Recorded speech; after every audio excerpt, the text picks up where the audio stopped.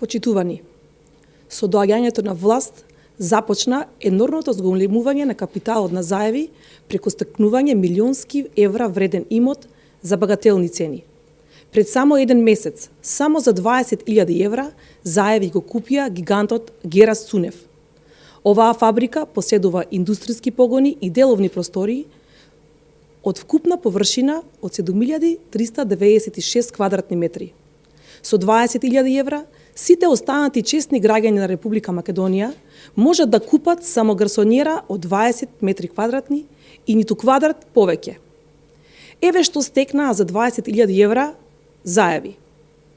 Конфекцијата Герас Цунев поседува работни погони со површина од 1016 метри квадратни и 1701 метро квадратно на улица Гоце Делчев, заедно со дворно место од 1278 метри квадратни.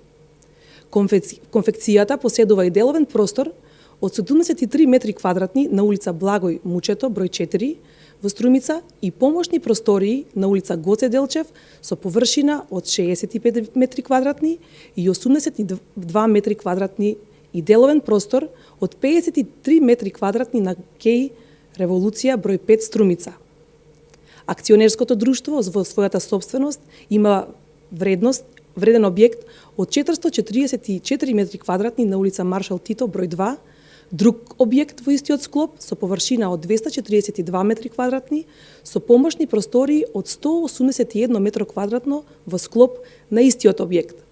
Дополнително, фирмата има зграда од 795 метри квадратни и помошен објект од 386 метри квадратни на улица Гоце Делчев број 50 во Струмица.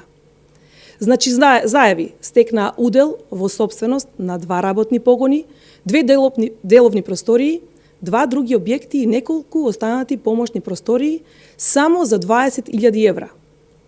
Почитувани, ова е предмет за јавното обвинителство. Очигледна е злоупотребата на власта и притисокот врз институциите, но и врз приватните собственици да се стекнат со милионски вреден капитал. Да се подсетиме, токму Заев беше снимен како бара подкуп од бизнисмен за 200.000 евра, скандал за кој никогаш не даде точно објаснување пред народот. Додека економијата паѓа, додека стандардот се намалува, додека опаѓа индустријското производство и просечната плата, Заеви се богатат.